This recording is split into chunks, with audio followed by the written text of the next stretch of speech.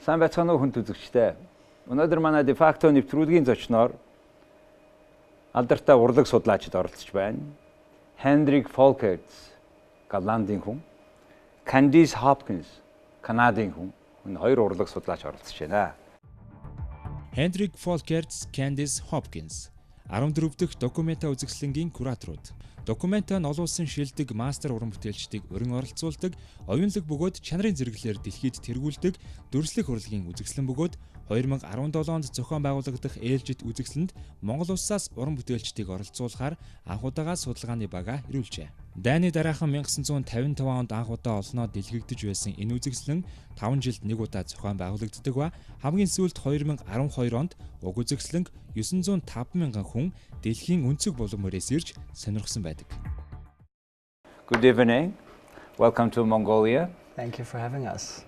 You have a very interesting profession, curators, and you have very interesting mission, Documenta 14. Let's talk about first about Documenta. Please, maybe Candice, you talk about the Documenta, a little bit about history, and you a little bit about today's mission. Okay, today's 14th. Yeah. Please go ahead. It's a good question. So Documenta is an exhibition that started in Germany, in Kassel, in 1955. It's an exhibition that is considered a post-war exhibition, and it was started by a man named Arnold Bode. And Arnold Bode, I think, was interested in, right from the beginning, an international view of art.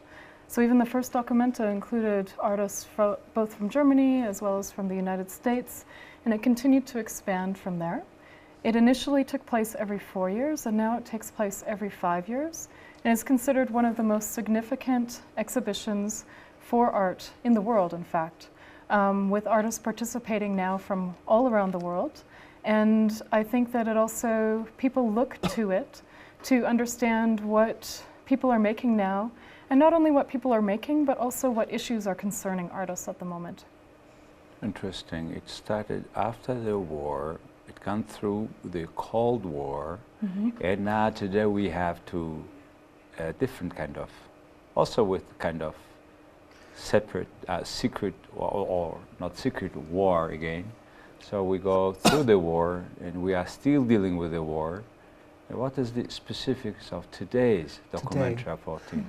Thank you for asking that, because obviously for Adam Szymczyk, who is the sort of artistic leader of the next Documenta, the question of what will sort of Documenta 14, because it's the 14th edition of the exhibition, what will that look like? And one of the most important questions on his mind, I think, is how does the history of this exhibition, which was a very sort of specific thing, because it started indeed after the war, under very specific ideological conditions as well. What is the reason actually to host an exhibition of this size with all these people from all over the world in 2017? Why does this huge exhibition take place, and how do we shape it? So he decided actually something quite major is that the exhibition also takes place in Athens, which is the capital of Greece. It's the first time in 2 places. Okay. On this scale.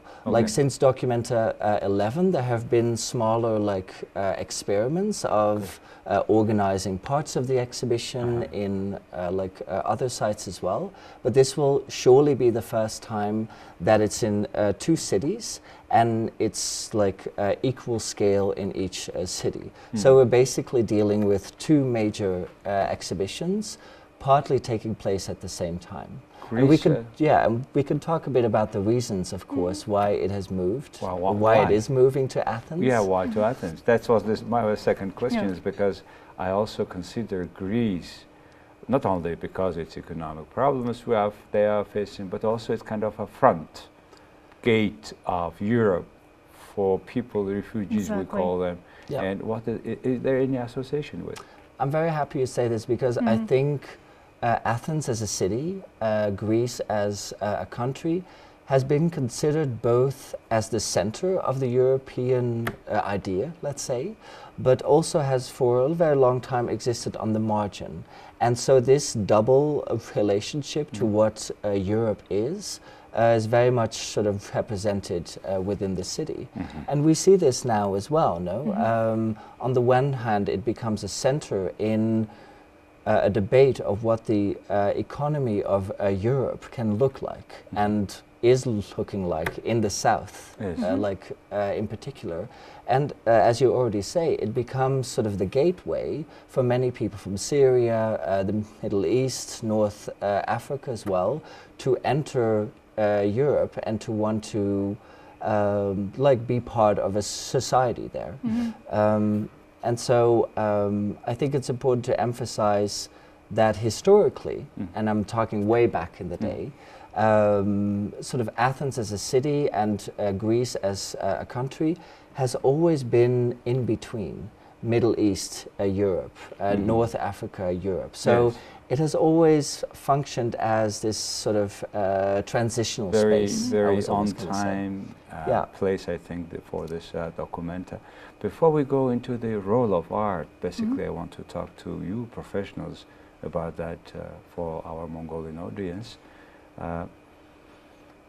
Before we go to that, please tell us about yourself, why you are doing what you do, and what is your school background, please. Maybe you start? Sure, it's a very good question, and you had asked initially about the role of the curator, which I think is also, an important thing to clarify in this context. So a curator traditionally was someone who took care of a collection, and even the root of the word curator, in fact, in Latin means to cure or to take care of. And now with contemporary art, with collections not necessarily being housed specifically just in one location, and curators of contemporary art are increasingly becoming, and I think this makes sense within this context, more nomadic. So moving, working on different projects in different parts of the world. For me, I originally come from Canada. I come from a place that is considered subarctic. It's Yukon territory.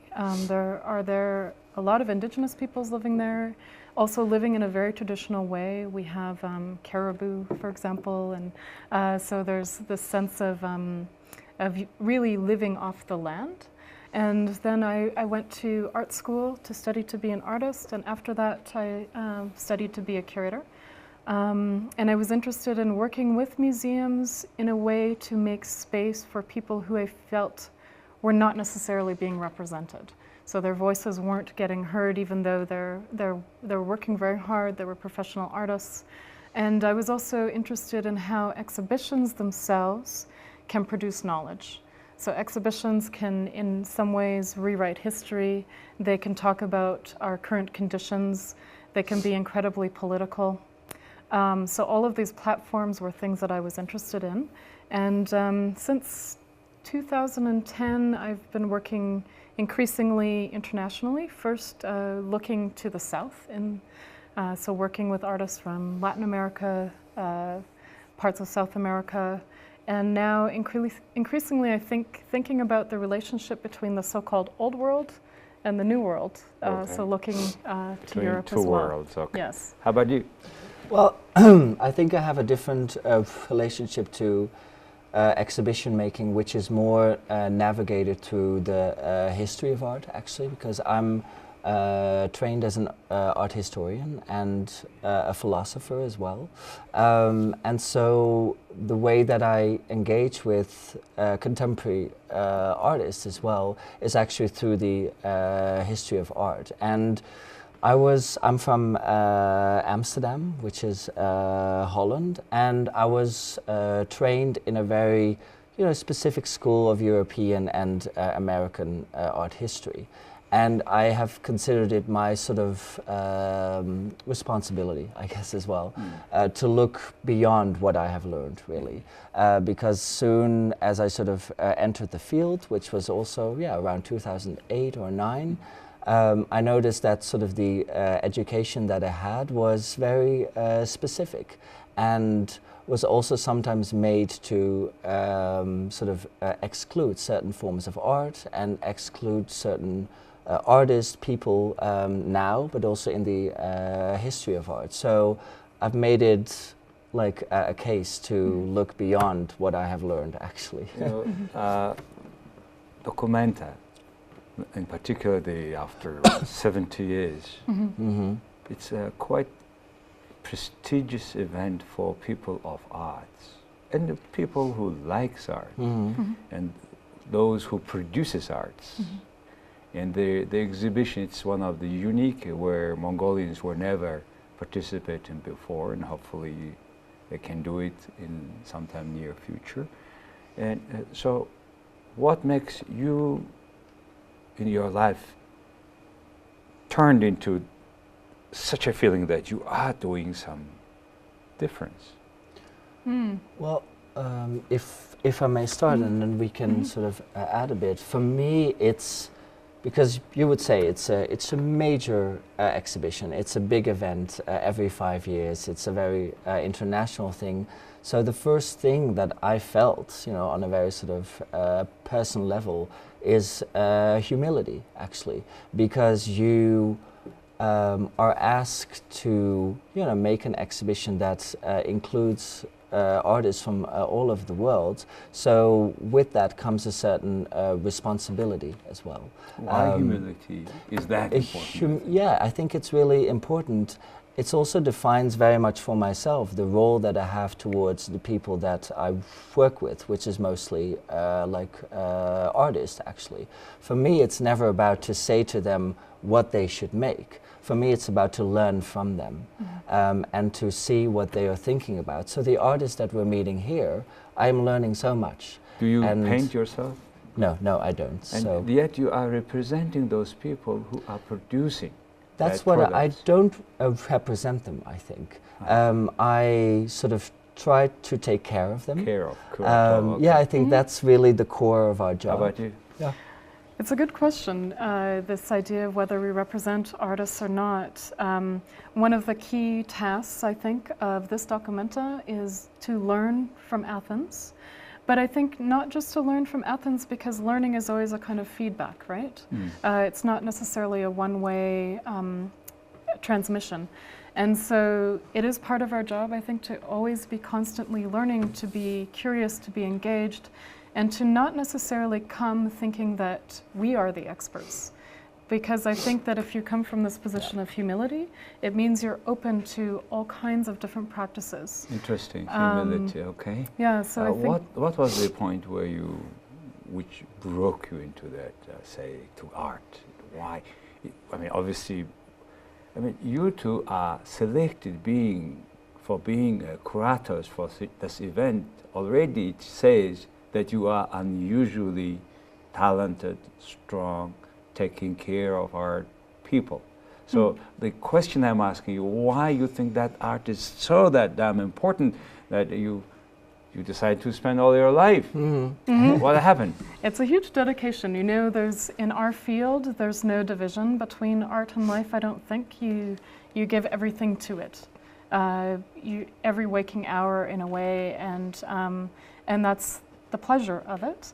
For me, I think that switch came when I was quite young, when I made the decision to go to art school, because I felt like in that context, we were kind of like a band of outsiders. So we were people who maybe didn't see the same way as the mainstream, maybe didn't want to take on a conventional role in society. And so I saw art actually as a place to speak freely. Now let's go back to the Documenta. This is unusually very, it's not, not easy to understand for me and for many people, ordinary people. Now, contemporary world, in the contemporary world, that your contemporary art becoming so sophisticated, and everybody has own opinion on a particular piece of art. But that's the whole point. Why is that? It is obviously not going to give you definite answer. How you can exist with that?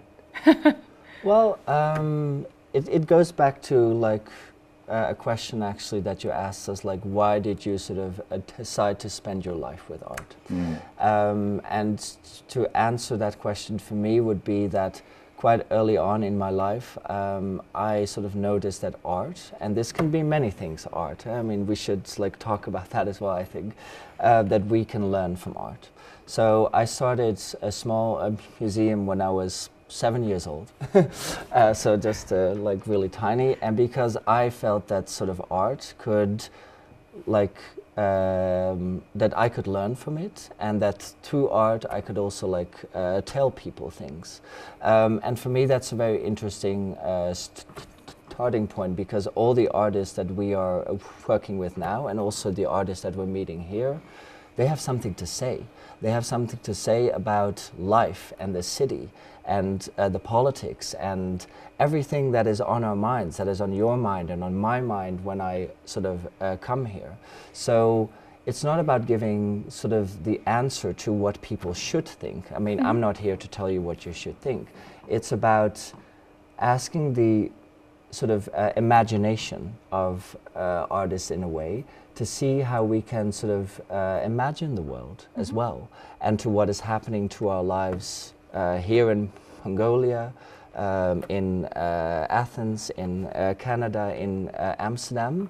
And I think it's interesting that Documenta is a moment and a place where all these international voices come together, and you can see an imagination of the world, perhaps. I know this is too big to say, but that's really what I'm hoping it can however, be. Imagination is so important that if we say magically we cannot imagine anymore, the world will be very, very hard. Because very dull now, place. Yeah, so with that point, if imagination inspires you, if imagination makes us more friends, right? More understanding deeply, then obviously we are this imagination, or that actor, the artist makes the world better, no? In that sense, who are you? I mean, it's obviously very hard to say about particular artists probably, Right. but what is that trend today, say compare Documenta with the previous one 5 years ago and today? What would be that differences you yourself observe, each of you? What would be? Because you see, imagination comes with the reality, from the reality. And these artistic people create such an imagination that obviously it makes better. So 5 years, what are the difference? Within for me, one of the main differences between the last Documenta and this is, of course, our economic conditions that everyone is living in. And I think this is a reality that no matter who you are, whether you're a doctor or you clean houses for a living or you're an artist, everyone is dealing with this. And this is a new reality in Europe, and this is a new reality in many other places in the world as well. And I think another trend that we're seeing that artists are responding to as well is an increasing polarization, a kind of political polarization. Certainly in the US, certainly from where Hendrik's from as well. And these are things that we can't ignore. Well, speaking about then political polarization, very strange, I mean, with this election in the US and then the now new wave in Western Europe on the issue of radical, not radical Islam and refugees. How you think it will be reflected in Documenta 14? Can I, really how that is reflected is through the work of the artists that we've invited. That's sort of the short answer, and I can give you an example. I'm working with an artist at the moment who is originally from Lebanon, and she's been living in Amsterdam for quite some time, and she is making a project where she meets and interviews a lot of the, let's say, new people that have come to Europe in the past years. People from Syria, people from North Africa. And what I find really special about her approach, and somehow I see that resonate in sort of Documenta as a whole, that there's so much space for the actual experience and the stories of people. So she actually So she spends a lot of time with them, and she writes down their stories and their experiences, some of them which are pretty bad experiences, obviously, you know, And because what they you come... will represent there in this document. And so what she will do is she writes down the stories, and she also writes down the stories of the people who help them, so people in Athens or Kassel or wherever they may be. So she really gets like every side of the story. Yes. And what you will see of her work are sort of different things. She makes sound recordings of the story. She makes portraits or texts. And so when you enter her room, let's say, you will see all these stories like in the room. And I think, sorry, just to finish, I think that's what sort of Documenta 14 for a very large part may be, is when you enter the spaces of the exhibition, you'll be able to see the stories that shape our life.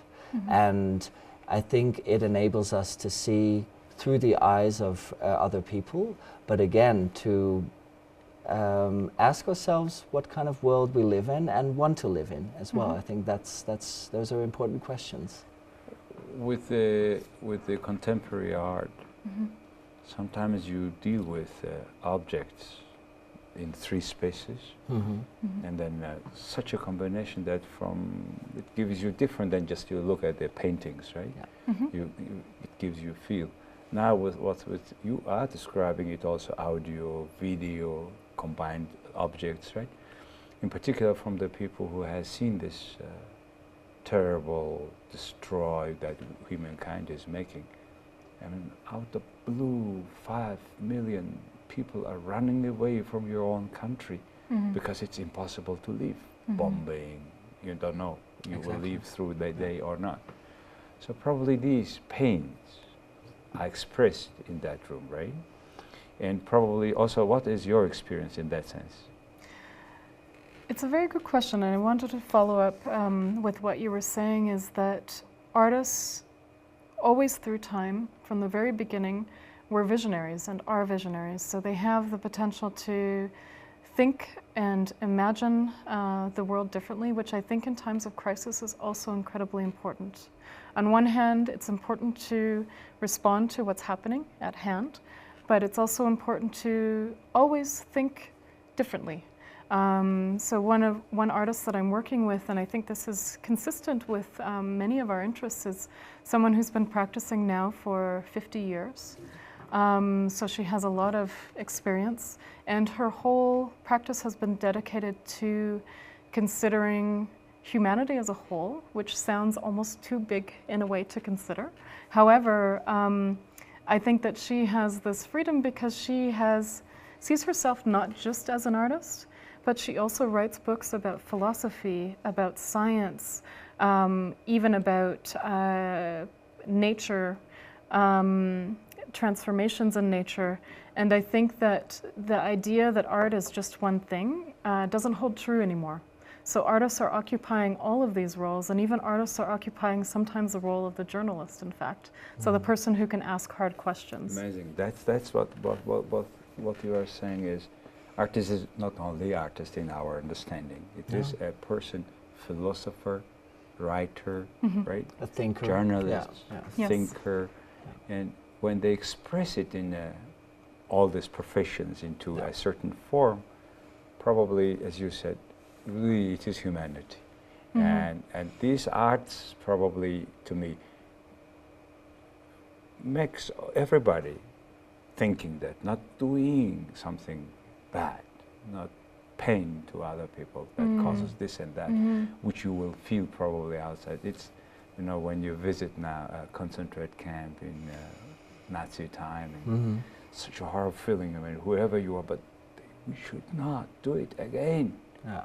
And that's very interesting that you say, because actually the first Documenta in 1955, which happened 10 years after the war had ended, was really intended in a way to build like a bridge in a way between the artists who were working in the 1910s, 20s and the early 30s as well, which was the time when, let's say, the sort of avant-garde sort of began. Yes. So the first artists who were thinking about abstraction, or like a lot of the things that we sort of consider to be art history now. And then the war happened, and that was a huge rupture in time. In a way it wasn't, but it was of course sort of experienced as such. And Documenta 1 wanted to build like a bridge to a history of art that where hope was still there, and where there was an active imagination on the part of an artist to imagine a society that was not about hatred or racism or war, but something else. And I think that spirit is in Documenta, and it has been for many years now. And I think Documenta 14 in that sense is not going to be an exception to that rule. Speaking about the humanity, as you said, Documenta is to be kind of also a reflection of all culture, all nations, all our differences. Yes. Countries like Mongolia, new democracy, former socialist mentality, and now kind of a lot new contemporary artists coming on this scene now. What is your observation so far on the Mongolian contemporary art? If they have any, what they have to do, or what they can do, or should do, have to do, for being a part of that Documenta in some time future? I think that's a good question. I don't think an artist has to do anything to be part of Documenta. I think that we're always interested in not just individual practices, but the conditions that lead to those kinds of practices. So here in Mongolia, as you say, there's been great political shifts from what was and still is to some degree a very nomadic society to living in a socialist society. And many artists, as we're understanding, were also trained during that socialist time, and now are practicing within what could be considered a capitalist democratic era. And I think that those shifts are the things that are most compelling to me, or these ruptures, how artists are responding to ruptures, how artists are responding to crises. And right now, of course, the currency crisis that's in Mongolia, I think, is something that we need to be at the forefront of our minds.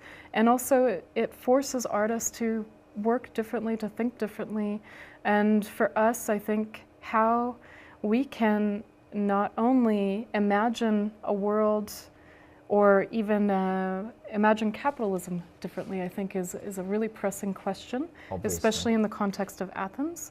And I think artists are also leading the way in this. We can't live and work the same way that we did before. So thank you very much. Thank you for for having us. being my guests, and also bringing the wind of that Documenta, where the world best artists coming together, and hope one day Mongolia will be there. And thank you very much for helping us to that direction.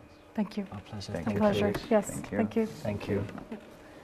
За хүн үзэгчдээ өнөөдөр манай de facto нэвтрүүлгийн зочноор Голландын зочин Hendrik Folkerts гэж хүн орлоо. Мөн Канадын Candice Hopkins гэж ийм хоёр урлаг судлаач оролцлоо. Их баярлалаа.